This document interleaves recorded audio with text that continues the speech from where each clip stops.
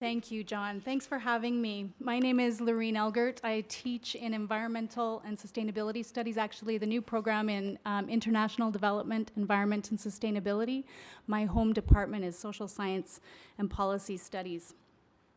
So across Latin America, countries have rejected the Washington Consensus, neoliberalism, and associated discourses of sustainable development by seeking new pathways and development that emphasize decolonization, environmental protection, livelihoods of citizens, and inclusive politics.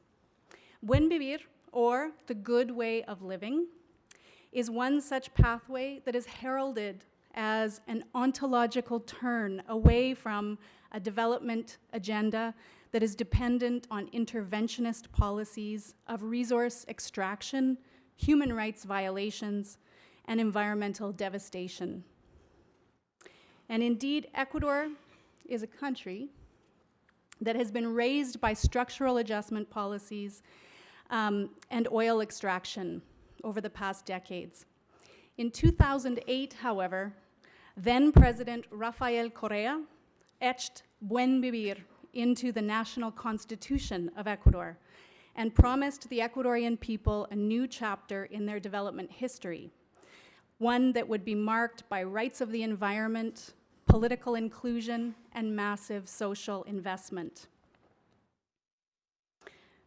A decade later, the Buen Vivir policies of the 2008 Constitution seem to be largely lip service, as policies that support large-scale resource extraction remain a distinctive and a prominent part of Ecuador's development plan. Correa famously told the Ecuadorian people, "We cannot be beggars sitting on top of a pile of gold," and supplemented a long history of oil extraction with a series of large gold, copper, and silver mining projects. President Lenin Moreno won office in 2017 and shows no signs of relenting in Ecuador's development trajectory. A new mining policy just drafted this past May opens up around 33% of the country's territory to mining concessions. In the shadow of Buen Vivir, observers ask, does the era of Buen Vivir signal a more legitimate approach to sustainability than in the past? Or is this new pathway better understood as a continuation of a neoliberal framework of sustainable development, albeit with new actors such as Chinese investment largely replacing US investment? Communities have responded to Ecuador's expansion of concessions for the extractivist industries. In April of this year, hundreds of the Waorani Nation from Ecuador's Amazonian region marched through the streets of the Amazonian city Puyo in celebration of their victory in the Ecuadorian courts. The victory meant the halting of auctioning off of oil drilling concessions on Waorani land. The New Yorker called this an uncommon victory. Al Jazeera called it a landmark case and precedent setting. Cultural Survival called the victory historic. The crux of the court's decisions invoked the 2008 Constitution and the concept of Buen Vivir. The government had not adequately or authentically consulted the community about the oil extraction. In the spring of 2018, news broke of another case of when the impossible happens.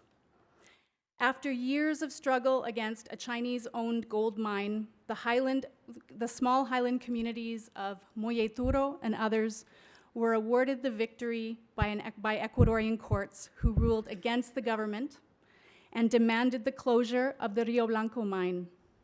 Again, the court cited the community's constitutional right to consultation and Buen Vivir.